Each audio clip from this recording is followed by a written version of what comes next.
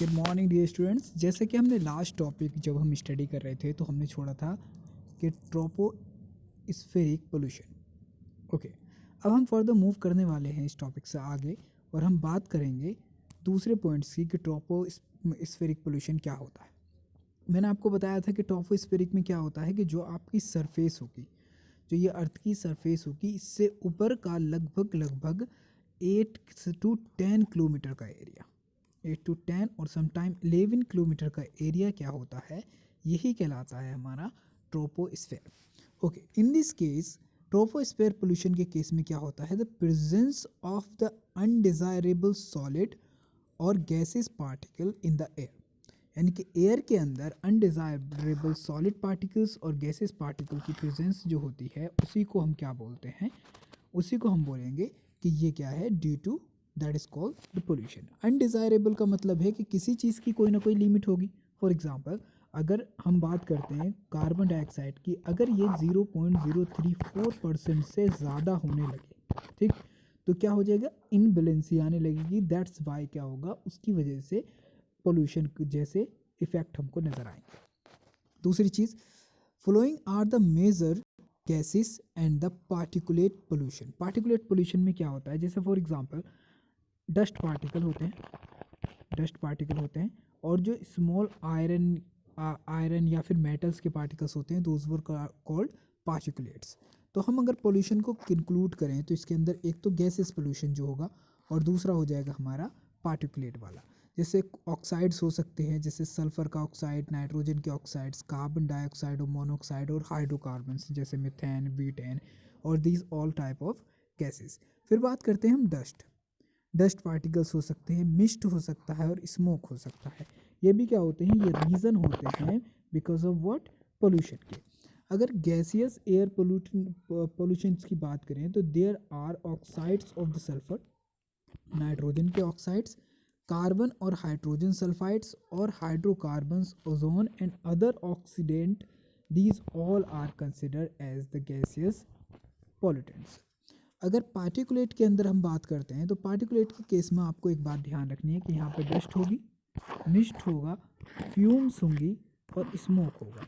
ठीक, फ्यूम्स के केस में हम मान सकते हैं जैसे कि फ्यूम्स और स्मोक ये दोनों डिफरेंट चीज़ें हैं, तो हम फ्यूम्स के अंदर मान सकते हैं जैसे फॉर एग्जांपल अगर कहीं पर स्प्रे की जाती है किसी भी पेस्टिसाइड या फिर हर्बिसाइड्स की, तो उससे जो फ्यूम्स निकलती हैं, ठीक, ये क्या करती हैं, यहाँ पर एज ए रोल प्ले करती हैं पार्टिकुलेट मैटर और मटेरियल के रूप में। अब बात करते हैं हम ऑक्साइड्स ऑफ सल्फर की। तो oxide of sulphur are produce when sulphur containing fossils fuel is burned, यानी कि अगर किसी केस में आप सल्फर कंटेनिंग फॉसिल फ्यूल को आप बर्न करते हो तो जिससे कौन सी गैस निकलेगी, हमारे पास निकल कर आएगी सल्फर डाइऑक्साइड। और यही सल्फर डाइऑक्साइड क्या करती है, ये नेचर के अंदर चली जाती है। ठीक, इसके हार्मफुल इफेक्ट्स को समझने से पहले हम समझेंगे कि यही गैस जब नेचर में जाएगी, सल्फर डाइऑक्साइड, जो कब बनी है, जब कोई भी फ्यूल को हम बर्न करते हैं तो उससे निकलेंगे हमारे पास ऑक्साइड जो होंगे नाइट्रोजन के ऑक्साइड और सल्फर डाइऑक्साइड। अब ये सल्फर डाइऑक्साइड रिएक्ट करेगी किसके साथ, ऑक्सीजन के साथ, और ये रिएक्शन कहाँ हो रही है, ये हो रही है एनवायरनमेंट में, एनवायरनमेंट के अंदर ये रिएक्शन हो रही है। तो यहाँ पर फॉर्मेशन हो जाएगा किसका, सल्फर ट्राई ऑक्साइड का। ठीक है, और ये ट्राई ऑक्साइड जब मिक्स करती है वाटर के साथ तो हम देखते हैं कि हमारे पास फॉर्मेशन हो जाता है सल्फ्यूरिक एसिड का। और यही सल्फ्यूरिक एसिड जो होता है ये आप फिर आगे पढ़ोगे इन the form of acid rain, यानी कि जब ये वाटर या मॉइस्चर के अंदर जो भी ऊपर क्लाउड्स बन रहे हैं, प्रेसिपिटेशन हो रहा है, उसके अंदर मिक्स कर जाएगा और मिक्स करने के बाद ये रेन की फॉर्म में नीचे आता है और हम एसिड रेन के इफ़ेक्ट्स के अंदर इसको स्टडी करेंगे। अब इनके हार्मफुल इफेक्ट को हम समझने की कोशिश करते हैं। तो क्या होता है कि दिस गैस इज पॉइजनस, हम लोग अच्छे से जानते हैं, this is poisonous gas for living organisms. Okay, जैसे अस्थमा है, ब्रोंचिटिस है, एम्फोसियमा है, this all the kind of the disease can be caused by this gas, अगर आप लॉन्ग टाइम तक इस गैस के कांटेक्ट में रहते हैं। दूसरी चीज़, अगर हम प्लांट के अंदर बात करते हैं तो high concentration of sulphur oxide की वजह से उनकी फ्लोअर्स की बड जो हो जाती हैं वो stiff and makes them fall of, और इनकी स्टिफ जो होती हैं वो फॉल ऑफ करने लगती हैं। प्रोडक्टिव साइकिल, और जो इनका प्रोडक्टिव साइकिल है वो भी क्या हो जाता है, रुक जाता है। सल्फर डाइऑक्साइड जो होता है इज द मेन कंपोनेंट, ये एक मेन कंपोनेंट है इन किलर स्मोक के अंदर इसका यूज़ किया जाता है। तो presence of the particulate matter in pollutant air catalysis the oxidation of the sulphur dioxide two sulphur, यानी कि जो पार्टिकुलेट मैटर होते हैं ये क्या करते हैं, ये एज अ कैटलिस्ट वर्क करने लगते हैं, यानी कि कैटलिस्ट का रोल निभाने लगते हैं।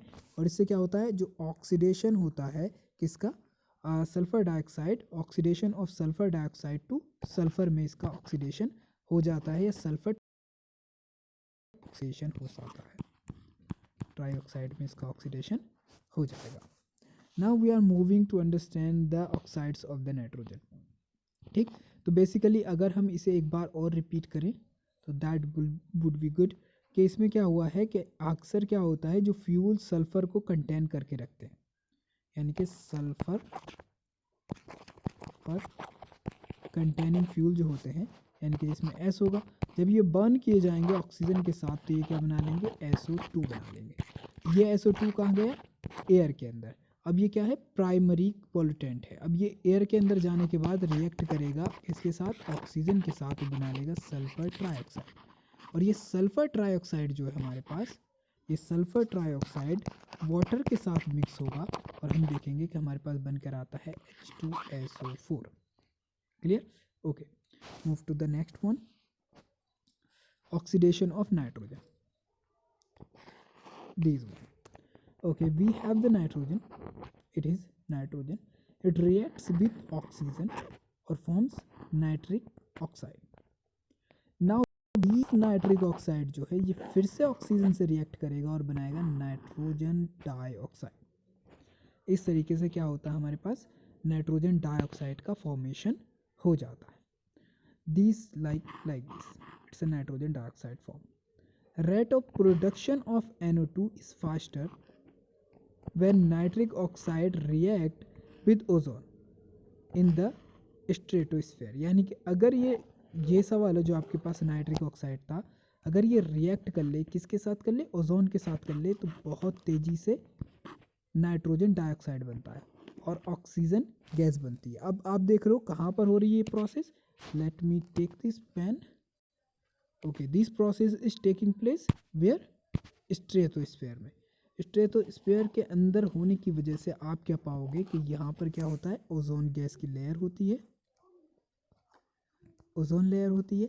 अब अगर यहाँ पर जो हमारे पास नाइट्रिक ऑक्साइड है वो ओजोन से रिएक्ट करेगा और इसके बाद ऑक्सीजन का फॉर्मेशन होगा, तो यहाँ पर ओजोन गैस की लेयर जो है इसका क्या होने लगेगा, डिप्लीशन होने लगेगा। डिप्लीशन मतलब इसके अंदर क्या होने लगेंगे, हॉल्स होने लगेंगे, छेद होने लगेंगे। ठीक है, तो इस तरीके से हमने यहाँ पर देखा कि नाइट्रोजन ऑक्साइड से सिर्फ इतना ही नुकसान नहीं होता कि एयर पोल्यूट होती है, इसकी वजह से ओजोन लेयर का डिप्लीशन भी होता है। ठीक, at high altitude when lighting strikes, यानी कि जब बिजली की लाइटिंग जो होती है, lighting strike, they combine to form oxides of the nitrogen. और ये ऑक्सीजन और नाइट्रोजन वैसे तो नेचुरली हम अगर देखें eight normal temperature and pressure, जो हमारी नाइट्रोजन होती है that is like inert gas, लेकिन जब आप देखोगे कि जहाँ पर लाइटिंग हो, लाइटिंग स्ट्राइक करती है, तो उस केस में यही नाइट्रोजन रिएक्ट करती है ऑक्सीजन के साथ और बना लेती है नाइट्रिक ऑक्साइड, यानी कि नाइट्रिक ऑक्साइड का फॉर्मेशन कर लेगी। अब क्या होगा, two of the most toxicologically significant compounds होते हैं, एक होता है हमारा नाइट्रिक ऑक्साइड और दूसरा होता है नाइट्रोजन डाइऑक्साइड। ठीक, अगर हम अदर गैसेस को बात करें जैसे कि नाइट्रोजन मोनोऑक्साइड, हमारी जो नाइट्रिक ऑक्साइड है, और दूसरी होती है नाइट्रस ऑक्साइड जिसे हम बोलते हैं N2O, ये लाफिंग गैस भी कहलाती है N2O। ठीक, और होता है हमारा नाइट्रोजन पेंटाऑक्साइड। इस तरह की गैस का फॉर्मेशन होने लगता है। ठीक, अब ये गैसेस जो होंगी यही क्या करेंगी, अपने हार्मफुल इफेक्ट भी दिखाएंगे, जिसे हम यहाँ पर समझने की कोशिश करेंगे। इससे क्या होता है, इरिटेंट रेड हेज बन जाते हैं in the traffic and the congested places. यहाँ पर आपको देखोगे due to the oxides of the nitrogen. ठीक, फिर higher concentration of N2O damage the leaves of the plant, यानी कि अगर कहीं पर इसकी कंसनट्रेशन हायर हो जाए तो ये प्लांट्स की लीफ को डैमेज कर देगी, और साथ ही retard the rate of photosynthesis, यानी कि उनकी जो फोटोसिंथेसिस करने की एबिलिटी है, कैपेबिलिटी है, उसे भी क्या कर देगी, रिटार्ड कर देगी, यानी कि बहुत धीमा कर देती है। Nitrogen dioxide is a lung irritant that can lead to an acute respiratory disease, यानी कि एक ऐसी डिसीज जो कि अनक्योरेबल है, जिसका क्योर नहीं किया जा सकता, बच्चों में ऐसी डिसीज लंग्स की बना देती है, जिससे क्या, अगर वो ज़्यादा N2O के कांटेक्ट में आ जाए तो, NO2 के कांटेक्ट में आ जाए तो। Okay, we understand their structures. तो यहाँ पर कुछ स्ट्रक्चर्स दे रखी हैं कि यहाँ पर आप देखोगे ये रहा हमारा नाइट्रस ऑक्साइड, जिसकी ऑक्सीडेशन स्टेट नाइट्रोजन की +1, और ये कलरलेस गैस है और इसकी स्ट्रक्चर कुछ ऐसी होती है। ठीक, अगर हम बात करते हैं नाइट्रिक ऑक्साइड की, तो नाइट्रिक ऑक्साइड के केस में इसकी ऑक्सीडेशन स्टेट +2, ये कलरलेस गैस है, और यहाँ पर आप इसकी स्ट्रक्चर देख सकते हैं। इसी तरीके से आप देख पाओगे कि ये +1 से लेके +5 तक की ऑक्सीडेशन स्टेट्स को शो करती है जब ये फॉर्मेशन ऑफ गैसेस करेगी। इसमें मोस्टली क्या होती हैं, सारी गैसेस कलरलेस होती हैं, दो को छोड़कर। पहली ये जो कैसी होगी, सॉलिड, अगर ये फॉर्म में है तो ये होगी ब्लू इन कलर। ओके, और दूसरी हमारे पास रहती है सिर्फ और सिर्फ ये नाइट्रोजन डाइऑक्साइड, ये ब्राउन होती है कलर में। सिर्फ पूरी पीरियोडिक टेबल में दो गैसेस हैं जो ब्राउन होती हैं, एक तो ब्रोमीन और दूसरी होती है हमारे पास नाइट्रोजन डाइऑक्साइड। ठीक है, बाकी ये कलरलेस लिक्विड है N2O4, और अगर बात करें N2O5 की तो ये कलरलेस गैस है। Okay, now we are moving to the next one, और इसके अंदर हम बात करने वाले हैं अबाउट हाइड्रोकार्बन्स की। हाइड्रोकार्बन का हमने चैप्टर अभी पढ़ा था, और हम जानते हैं हाइड्रोकार्बन्स के अंदर क्या होते हैं, सिर्फ ये बने होते हैं हाइड्रोजन से और कार्बन से। Okay, in case of composed of hydrogen and the carbon only and are formed by incomplete combustion of the fuel, और ये फॉर्मेशन होता है इनका incomplete combustion of the fuel in used in automobiles. अब बात करते हैं कि हाइड्रोकार्बन आर कार्सिनोजेनिक। कार्सिनोजेनिक का मतलब आए तो इसका मतलब होता है कैंसर प्रोड्यूसिंग, कैंसर प्रोड्यूसिंग, यानी कि ह्यूमन बींग्स में ये कैंसर प्रोड्यूस करते हैं। They are harmful for the plants causing ageing, breakdown of the tissues और shedding of the leaves, flower and the twigs, यानी कि ये क्या करेंगे, शेडिंग ऑफ द लीव्स गिर जाएंगी, और उनके फ्लावर्स और ट्विंग्स जो होंगी, डालियाँ, वो भी क्या होंगी, गिरने लगती हैं in because of effect of what, hydrocarbons. Next चीज़ हम देखेंगे ऑक्साइड ऑफ कार्बन्स, और जिसमें बात करेंगे ऑक्सोकार्बन्स के बारे में। तो ऑक्सोकार्बन्स और the oxide of the carbon is chemical compounds. These are what, chemical compound consisting carbon and oxygen. अब नॉर्मली जब हम किसी भी कार्बनिक कंपाउंड्स को या ऑर्गेनिक कंपाउंड को बर्न करते हैं तो हम देखते हैं कि उनमें फॉर्मेशन होता है, या तो फिर फॉर्मेशन होगा इफ़ नंबर ऑफ ऑक्सीजन, या फिर लेस अमाउंट ऑफ ऑक्सीजन है तो कार्बन मोनोऑक्साइड का, और हाई अमाउंट ऑफ ऑक्सीजन है तो कार्बन डाइऑक्साइड का। In addition it also forms carbon suboxide, sometime ये कार्बन सब ऑक्साइड भी बनाते हैं जिन्हें बोलते हैं C3O2। लेकिन नॉर्मली जो होता है यहाँ पर हम उस चीज़ को अगर समझते हुए चलें, तो अगर amount of the oxygen is less, okay, then carbon monoxide, और अगर हाई है तो कार्बन डाइऑक्साइड का फॉर्मेशन होगा। तो हमने तीन कंपाउंड हमारे पास हो गए, सब oxides, carbon dioxide, carbon monoxide. अब इसको समझते हैं। जैसे हमारे इन्वायरमेंट के अंदर हम जानते हैं 78% सिर्फ और सिर्फ N2 गैस पाई जाती है, जिसमें 22 या 21% आप देखोगे यहाँ पर 20 लिखा है, 21%, 20.98% ऑक्सीजन गैस पाई जाती है। लाइक दैट कार्बन डाइऑक्साइड और अदर गैसेस की अगर परसेंटेज देखें तो दैट इज अराउंड 0.03%, और इसके अलावा आर्गन की होती है लगभग 0.97%, और 1% यहाँ पर आपको वाटर वेपर भी मिलेगा। ये क्या होती है, इसकी परसेंटेज होती है। अब बात करते हैं हम कार्बन मोनोऑक्साइड की। कार्बन मोनोऑक्साइड को समझने से पहले ये समझना ज़रूरी है कि कार्बन मोनोऑक्साइड का फॉर्मेशन कैसे होता है और why it is a serious pollutant. Okay, one and very most, carbon monoxide एक कलरलेस और ऑर्डरलेस गैस है। उसके साथ ही ये एक सीरियस पॉल्यूटेंट्स है in the environment. According to that, natural concentration of CO2 in the air is around 0.2 ppm. Natural sources of CO include volcanic eruptions and the bushfires.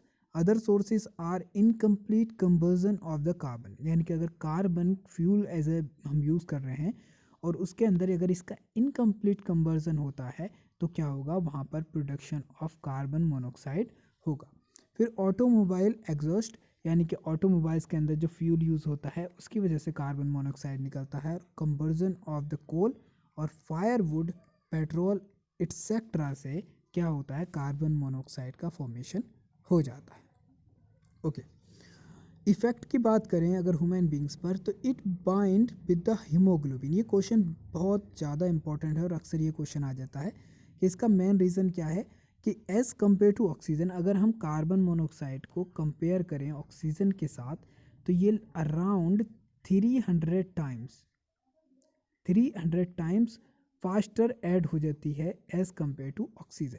किसके साथ, हीमोग्लोबिन के साथ। हीमोग्लोबिन क्या है, it's a pigment that is in our blood that transport oxygen gas from our lungs to our body cells or to for the process like a transport of oxygen from our lungs to cell। इसका काम करता है हमारे पास haemoglobin, जिसकी वजह से हमारा blood का कलर कैसा होता है, रेड होता है। टू फॉर्म कार्बोक्सी हीमोग्लोबिन, यानी कि ये रिएक्शन करेगी और क्या बना लेगी, carboxy haemoglobin, which is about 300 times more stable then the oxygen haemoglobin complex. ठीक है, यानी कि जो ऑक्सी हीमोग्लोबिन होता है उससे कहीं ज़्यादा, यानी कि 300 टाइम्स मोर स्टेबल होता है।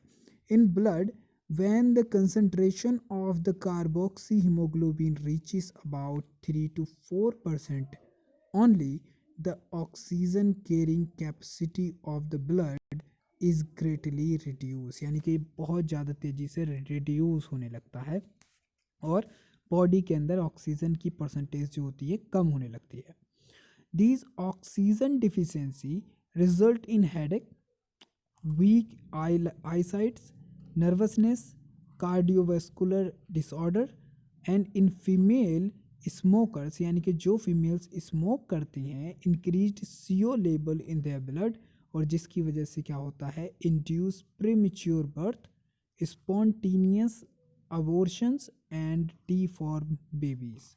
इस तरह की कंडीशंस आती हैं दोज फीमेल्स डू स्मोक, यानी कि जो स्मोक करती हैं उनके अंदर इस तरह की प्रॉब्लम्स क्रिएट हो जाती हैं। Okay, now we are moving from the second that we are going to talk about the carbon dioxide.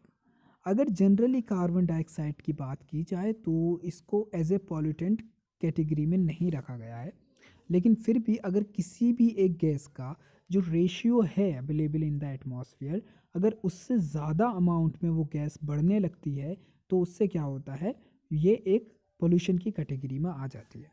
अगर हम कार्बन डाइऑक्साइड की बात करें तो ये कलरलेस और ऑर्डरलेस गैस है, vital to the life on earth, और ये बहुत ज़्यादा इम्पॉर्टेंट है on the earth to for the life.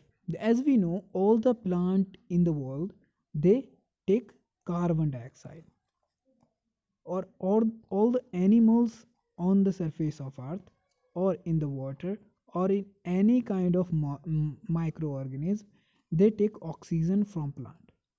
So this is very important gas as much as oxygen, because it required for the plants, or plants require need to produce oxygen, exist in the atmosphere as trace gases, यानी कि बहुत कम amount में रहती है। Concentration about 380 ppm। ppm का मतलब होता है पार्टिकल पर मिलियन इन द वॉल्यूम। अगर हम बात करते हैं एटमॉस्फेयर में तो हम पहले से जानते थे ये अराउंड होता है 0.038% इन द इन्वायरमेंट पूरी गैस का परसेंटेज में। अगर सोर्सेज बात करें तो burning of fuels, fossil fuel के अंदर, ठीक, कोल है, ऑयल है और नेचुरल गैसेस हैं। और दूसरे क्या होते हैं, हम खुद इसके अंदर क्या करते हैं, इसे गैस को निकालते हैं। और साथ ही अगर वॉल्केनिक इरप्शन होता है तो वहाँ पर भी क्या होता है, ये गैस प्रोड्यूस होती है। अगर increased use of fossil fuel की बात करें तो a large amount of CO2 gets released into the atmosphere जब कोई भी फॉसिल फ्यूल बर्न होता है। Excess of CO2 in air is removed by the green plants by photosynthesis, यानी कि फोटोसिंथेसिस के थ्रू प्लांट क्या करते हैं, इसको इन्वायरमेंट से रिमूव कर देते हैं। अगर हम बात करते हैं डिफॉरेस्ट्रेशन की, डिफॉरेस्ट्रेशन का मतलब होता है कहीं पर बहुत बड़ा फॉरेस्ट हो और उसको काट दिया जाए, यानी कि फॉरेस्ट को काटना ही डिफॉरेस्ट्रेशन कहलाता है। Burning of the fossil fuel increases the CO2 level भी क्या हो जाएगा, डिस्टर्ब हो जाएगा, जो प्लांट्स या फॉरेस्ट की वजह से बैलेंस है in the atmosphere. The increased amount of CO2 in the air is mainly responsible for the global warming. और जैसे ही इस गैस की अमाउंट इन्वायरमेंट में बढ़ती जाएगी, ये रिस्पॉन्सिबल होती है किस लिए, ग्लोबल वार्मिंग के। और ग्लोबल वार्मिंग की वजह से क्या होता है, हमारी अर्थ का टेम्परेचर इंक्रीज़ होने लगता है और जिसकी वजह से हम बहुत सारी प्रॉब्लम्स को फेस करते हैं। Okay, the next thing we are going to talk about, that is global warming and greenhouse effect. Okay, before we go through the greenhouse effect of global warming का मतलब होता है ग्लोब यानी कि अर्थ का गर्म होना, और ग्रीन हाउस का मतलब होता है एज यूजुअल। यहाँ पर क्या है कि स्टोरी है, I tell you that in later part. अभी हम बात करेंगे यहाँ पर इसके बारे में। The average earth surface temperature is 14 degree centigrade और 57.2 फ़ारेनहाइट। तो हम यहाँ पर 14 डिग्री सेंटीग्रेड क्या है, हमारा एवरेज अर्थ का टेम्परेचर रहता है। Global warming is the steady increase of earth's average surface temperature, यानी कि धीरे धीरे बढ़ता हुआ temperature due to effect of green house gases. और ग्रीन हाउस गैसेज कौन कौन सी हैं, carbon dioxide, methane, nitrogen, dinitrogen oxide, और यहाँ पर आती है CFC क्लोरोफ्लोरोकार्बन। ठीक है, अब यहाँ पर बात करने वाले हैं हम ग्लोबल वार्मिंग की। About 75% of the solar energy reach the earth, इनके टोटल एनर्जी में से 75% अर्थ पर आती है, is observed by the earth surface which increases the temperature, जिससे क्या होता है, टेम्परेचर इंक्रीज हो जाएगा। The rest of the heat radiate back to the atmosphere, और बाकी की हीट जो होगी वो क्या हो जाएगी, वापस चली जाएगी। But some of the heat trapped by the gas such as CO2, CH4, ozone and CFCs, यानी कि क्लोरोफ्लोरो कार्बन गैस के द्वारा क्या कर ली जाती है, रोक ली जाती है, और with the water vapour to in the atmosphere. Thus add to the heating of the atmosphere, these causes global warming। और अगर जितनी ही ज़्यादा अमाउंट इन गैसेस की इन्वायरमेंट में होगी, उतनी ही ज़्यादा क्या होगी, ये एनर्जी को अपने आप में ट्रैप करेंगे, जिसकी वजह से अर्थ का टेम्परेचर क्या हो जाएगा, इंक्रीज़ होता रहेगा। और वही उसे ही हम बोलते हैं global warming, that is known as global warming. और इसी का रीज़न क्या है, ग्लोबल वार्मिंग है। अगर हम बात करते हैं ग्रीन हाउस इफेक्ट का, तो यहाँ पर होता है कि ozone maintain the temperature and makes the earth perfect for life, यानी कि जो हमारे पास ओजोन गैस है वो क्या करती है, टेम्परेचर को मेंटेन करती है और जो हमारी लाइफ एग्जिस्ट करती है उसे परफेक्ट बनाए रखती है। CO2 trapped for photosynthesis, CO2 का यूज़ किया जाता है फोटोसिंथेसिस में। If the amount of CO2 crosses the ambient level of 0.03%, the natural greenhouse balance may get disturbed। जिससे क्या होगा, अगर इसका अमाउंट थोड़ी सी भी इससे ज़्यादा हो जाए तो हमारा जो ग्रीन हाउस बैलेंस है वो क्या हो जाएगा, डिस्टर्ब हो जाएगा, and contribute to the global warming. और उससे ज़्यादा होने पर इसी का इफ़ेक्ट हमको ग्लोबल वार्मिंग में नज़र आने लगता है। Okay, before we go through something we need to understand कि how these things works। okay, this is natural, this is human enhanced. Okay, यहाँ पर क्या होता है कि सनलाइट आएगी इन the form of solar radiation, और ये क्या करेगी पृथ्वी पर ऑन द अर्थ क्या करती है, मोर ही यहाँ पर इसको टेम्परेचर बढ़ाती है। अब क्या होता है, नेक्स्ट टाइम जब नाइट होती है तो हम क्या देखते हैं कि हीट क्या करती है, इन्वायरमेंट में स्केप करने लगती है। ठीक, this process remains going, less green house gases जो होंगी अगर अमाउंट में, तो इससे टेम्परेचर में क्या होगा, एक बैलेंस बना रहेगा, यानी कि इतनी ही हीट आएगी, फिर उस हीट का लॉस हो जाएगा किसमें, स्पेस में।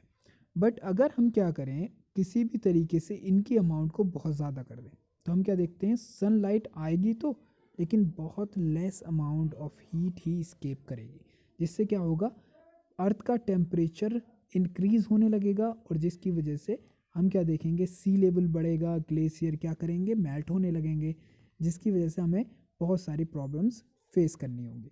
ठीक है, सनलाइट कंपोजिशन ग्राउंड लेवल और पर स्क्वायर मीटर के केस में बात करें तो, अगर हम इंफ्रारेड रेडिएशन की बात करें तो ये होता है 527, ठीक, विजिबल लाइट की 445, और यहाँ पर अल्ट्रा वायलेट 32।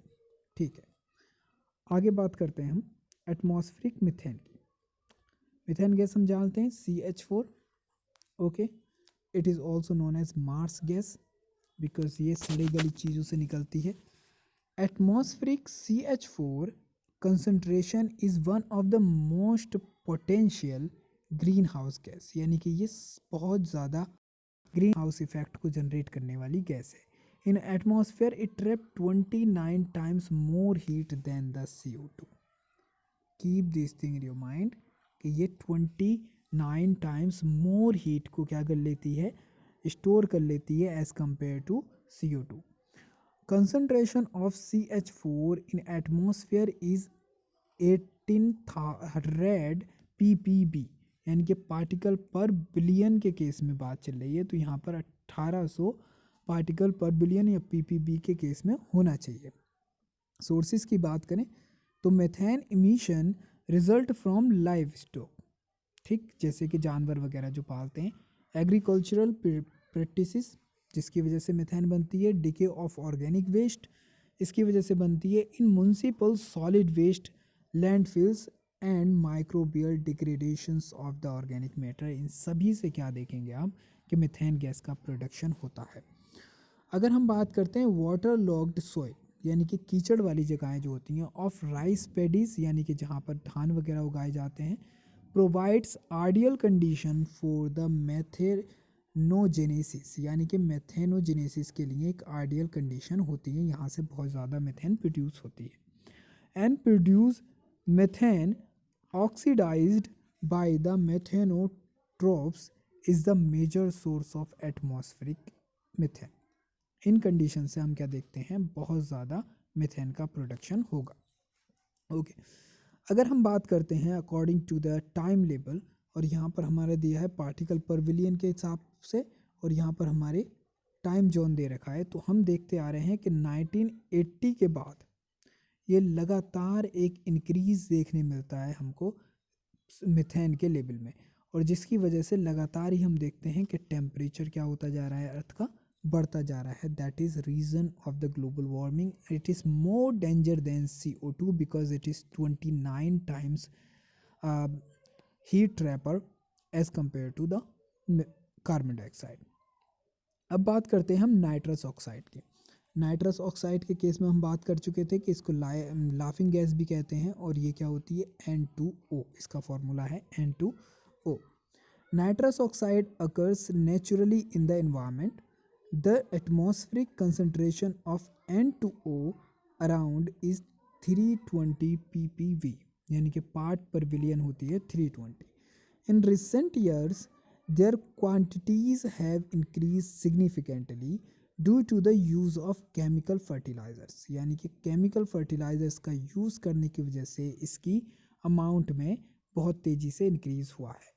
और दूसरा रीज़न है burning of the fossil fuel, because the fossil fuels concludes और contents nitrogen, that is on burning produces nitrogen di nitrogen oxide या फिर nitrous oxide. Okay. In these trends continue, the average global temperature will increase to level which may lead to the melting of the polar ice. जो हम अर्थ पर देखते हैं कि poles के ऊपर क्या रहता है, आइस जमा रहता है, ठीक, तो वो क्या होने लगेगा, मेल्ट्स होने लगेगा, and flooding of the low lying area over the earth, यानी कि जितने भी लो लाइंग एरियाज हैं उन पर क्या होने लगेगी, फ्लडिंग होने लगती है. Okay. The next thing that we really need to understand, CFC यानी कि chlorofluorocarbon. Chlorofluorocarbon are man-made industrial organic chemicals compounds that contains only carbon, chlorine and the fluorine. ये क्या होते हैं, मैन मेड होते हैं, और इसका जनरल यूज जो किया जाता है that is used in the refrigerator, और उन चीज़ों में जिससे क्या चीज़ों को ठंडा रखा जाता है. The most common representative is difluoromethane, जिसको देखते हैं R12 और फ्रीऑन 12 भी बोलते हैं. Okay. Many CFCs have been widely used as refrigerant and propellants in the aerosol applications, and solvents because of CFCs contribute to ozone depletion in the upper atmosphere. यानी कि इससे सबसे ज़्यादा ओजोन का डिप्लेशन होता है. It is very very dangerous gas for the ozone layer. अब बात करने वाले हैं हम एसिड रेन की. एसिड रेन को समझने से पहले इट बिकम्स वेरी इंपॉर्टेंट कि यू अंडरस्टैंड कि how the things takes place. In the case of the acid rain or a acid deposition, it is broad term that include any form of precipitation with the acidic components such as sulfuric or nitric acid जैसे होते हैं, that fall to the ground from the atmosphere in the wet or dry forms. यानी कि किस form में गिरेंगे ये, wait form में और ड्राई फॉर्म में. This can include rain, snow में हो सकते हैं, फॉग में हो सकते हैं, हेल में हो सकते हैं, even dust that is acidic, और जो डस्ट होगी वो भी क्या होगी, एसिडिक होगी. Acid rain is precipitation with usually acidic due to possesses elevated level of the hydrogen ion. Low pH होता है इनका. Normally rain water has pH of 5.6, यानी कि अगर हम रेन वाटर की बात करते हैं तो रेन वाटर का जो pH होता है वो होता है 5.6. Okay. Due to the presence of H plus ion formed by the reactions of the rainwater with CO2 together to form carbonic acid. यानी कि जब आप रिएक्शन कराते हो किसकी, रेन वाटर की, विद CO2, और ये क्या होगी, एनवायरनमेंट में जैसे ही रेन वाटर गिरता है तो हम क्या देखते हैं कि कार्बन डाइऑक्साइड से रिएक्शन होने के बाद ये क्या करेगा, यहाँ पर रिएक्शन हो जाएगी और हमारे पास कार्बोनिक एसिड का फॉर्मेशन हो जाएगा. कार्बोनिक एसिड देन आयोनाइज, और ये क्या होगा फिर, आयोनाइज होगा. ऑफ कोर्स कोई भी एसिड होता है जब वो मोर अमाउंट ऑफ वाटर के अंदर डिजॉल्व होता है तो वो क्या करता है, आयोनाइज होता है, और वो क्या बना लेता है, यहाँ पर हाइड्रोनियम आयन बना लेता है. और दूसरा क्या बनेगा हमारे पास, कार्बोनेट आयन, बाइकार्बोनेट आयन. और ये कॉजेज़ करेंगे, जैसे कोई भी एसिडिक चीज़ अगर किसी चीज़ के कांटेक्ट में आती है तो that produces some kind of effect. Okay. तो कॉजेज़ क्या होंगे एसिड रेन के. Acid rain result when sulphur dioxide यानी कि SO2 and the nitrogen oxide are emitted. जब ये एमिट होते हैं, और ये एमिट होंगे किससे, फैक्ट्रीज से, यहाँ से फैक्ट्रीज से निकलेंगे, and they go to the sky, और जहाँ पर क्या होते हैं, ये प्रेसिपिटेट होने लगते हैं with the water into the atmosphere and transported by wind and air currents. और क्या हो जाते हैं, ट्रांसपोर्ट किए जाते हैं by air current and the winds. Okay, so SO2 and N2 oxidation reactions with the water, oxygen and other chemicals to form sulfuric and nitric acids. जैसे for example अगर ये SO2 है, ये रिएक्ट करता है ऑक्सीजन के साथ और वाटर के साथ, तो ये बनाएगा एक्वस H2SO4 यानी कि सल्फ्यूरिक एसिड. ऐसी नाइट्रोजन ऑक्साइड जो होगा वो रिएक्ट करेगा ऑक्सीजन के साथ एंड वाटर के साथ, और ये बना लेगा नाइट्रिक एसिड. ये दोनों ही क्या हैं, एक्वस फॉर्म में, और they mixed with the water of the cloud, यानी कि ये वाटर या मॉइस्चर था अवेलेबल उसके साथ क्या हो जाएगा, मिक्स हो जाएगा। और जो वाटर अगर वो स्काई से किसी चीज़ पे, मॉन्यूमेंट्स पे, ज़मीन पे, प्लांट्स पर गिरता है तो ये क्या करता है, उनको भी ऑक्सीडाइज कर देता है। नेचुरल सोर्सेज जो हैं इनके, जैसे वॉल्केनिक इरप्शंस होता है या बर्निंग ऑफ फॉसिल फ्यूल होगा, तो हम देखते हैं टू जनरेट इलेक्ट्रिसिटी के लिए, तो इसमें क्या देखते हैं हम, SO2 का फॉर्मेशन होता है और नाइट्रोजन ऑक्साइड का भी फॉर्मेशन होगा, जैसे कि इलेक्ट्रिक पावर जनरेटर्स के अंदर होता है। व्हीकल्स की मैं बात करें तो हैवी इक्विपमेंट्स या ऑयल रिफाइनरीज़ के अंदर भी और इंडस्ट्रीज़ के अंदर इन गैसेस का बड़ी आसानी से क्या होगा, इवोपरेशन, यानी कि ये इन्वायरमेंट में रिलीज़ होती रहती हैं। इनके इफ़ेक्ट के अंदर अगर चीज़ की बात करते हैं तो जैसे हम फॉर एग्ज़ाम्पल ताजमहल की बात करते हैं, Taj Mahal is made up of carbonate, ठीक है। अब ये कार्बोनेट्स जो होता है ये क्या करता है, रिएक्ट करता है कार्बोनेट के साथ कोई भी एसिड, जैसे फॉर एग्ज़ाम्पल सल्फ़र का सल्फ्यूरिक एसिड है या नाइट्रिक एसिड है, ये इसके साथ रिएक्ट करता है, जिसकी वजह से जो मार्बल है वो क्या हो रहा है, डैमेज हो रहा है और वो वाइट कलर से अब कैसा हो गया है, येलो कलर का हो गया है। दूसरे केस में अगर हम बात करें भोपाल गैस ट्रेजिडी की, तो this is also one of the environmental tragedy. तो Bhopal gas disaster was occurred in 2-3 December 1984 में, ठीक, ये 1984 में ये ट्रेजिडी हुई थी and it was the one of the very dangerous chemical tragedy in India. Union Carbide Indian Limited, it was a company, okay, UCIL, pesticide plant in Bhopal Madhya Pradesh के अंदर, over 50,000 people were expose to this gas, यानी कि लगभग अगर मैं बोलूँ तो एक तरीके से यहाँ पर 5 लाख लोग इस गैस से एक्सपोज हुए थे और उस गैस का नाम था मेथाइल आइसोसाइनाइड, जिसे मिक गैस भी बोलते हैं, and other chemical emitted from this industry, जिसकी वजह से लगभग 700-800 लोगों की मौत हो गई थी और a lot of the people were badly injured हुए थे एंड कई तरह की उन्हें प्रॉब्लम्स को फेस करना पड़ा था। फिर बात करते हैं हम पार्टिकुलेट पॉल्यूटेंट्स की, क्या होते हैं और इनका रोल क्या होता है। ओके, द पार्टिकल्स पोल्यूशन और the particulate matters is the complex mixture, ये क्या है, कॉम्प्लेक्स मिक्सचर है ऑफ एक्सट्रीमली स्मॉल पार्टिकल्स का एंड लिक्विड ड्रॉपलेट का that get into the air, जो कि एयर के अंदर आ जाते हैं। ये स्मॉल पार्टिकल्स होते हैं, we can say that like at the atomic level, ठीक, और लिक्विड ड्रॉपलेट्स और कुछ लिक्विड्स की छोटी छोटी ड्रॉपलेट जैसे स्प्रे करने से होता है, तो उसे भी हम क्या रख सकते हैं, पार्टिकुलेट पॉल्यूटेंट्स में रख सकते हैं। There are outcome of vehicle emission, okay, smoke particles and the dust particles and ash, जो कि हमें इंडस्ट्रीज वगैरह से निकलती हैं। पार्टिकुलेट्स इन एटमॉस्फेयर में बी बायबल और नॉन बायबल, यानी कि बायबल भी हो सकते हैं, नॉन बायबल भी हो सकते हैं।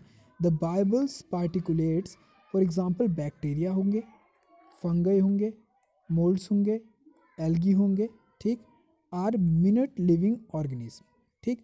Once inhaled these particles can affect the heart and the lungs, यानी कि अगर ये हमारे बॉडी में चले जाएं, इनहेल्ड हो जाएं, तो इफ़ेक्ट करते हैं हार्ट पर और लंग्स पर and cause serious health effect. Human being are allergic to some of the fungi found in the air, they can also cause plant diseases, और इन्हीं की वजह से क्या होता है, प्लांट डिसीज़ भी कॉज होती हैं और some of causes disease in humans beings lungs. Okay, non viable particulates जो होते हैं may be classified according to their nature, size such as smoke particles और डस्ट, मिस्ट और फ्यूम्स। इनके बारे में हम डिटेल में स्टडी करते हैं। नॉन बायबल पार्टिकुलेट्स के अंदर मोस्ट स्मोक पार्टिकुलेट्स की बात करें तो ये क्या होंगे, सॉलिड, और ये मिक्सचर ऑफ सॉलिड हो सकते हैं, लिक्विड एंड लिक्विड पार्टिकल्स हो सकते हैं formed during combustion of the organic matter. इसको आप ऐसे समझ सकते हैं, जैसे फॉर एग्जांपल अगर हम कोई चीज़ जला रहे हैं और अगर हम उसको बर्न करेंगे तो उसमें से क्या है, कार्बन डाइऑक्साइड भी निकलेगा और some of amount of the black carbon, जो क्या है in the form of solid but बहुत स्मॉल पार्टिकल्स की फॉर्म में उड़कर गैस के एयर के अंदर मिक्स हो जाता है, तो हम उसको स्मोक पार्टिकुलेट कहते हैं। फॉर एग्जांपल सिगरेट की बात करो, स्मोक की बात करो from burning of the fossil fuel और गार्बेज, ठीक, इससे क्या बनता है, स्मोक पार्टिकुलेट्स बनते हैं। अब बात करते हैं डस्ट की। तो फाइन सॉलिड पार्टिकल्स क्या होंगे, ओवर 1 माइक्रोमीटर इन डायमीटर होंगे, produce during crushing solid materials. अब ये ऐसा होता कहाँ पर है, जैसे फॉर एग्जांपल शारडस्ट होगी, पल्वराइज्ड कोल होगा, सीमेंट एंड फ्लाई ऐश होगा। तो ये चीज़ें आपको देखने की मिलेंगी। जैसे फॉर एग्जांपल आप देख पाते हो कि माइंस होती हैं, माइंस के अंदर क्या किए जाते हैं, विस्फोट किए जाते हैं।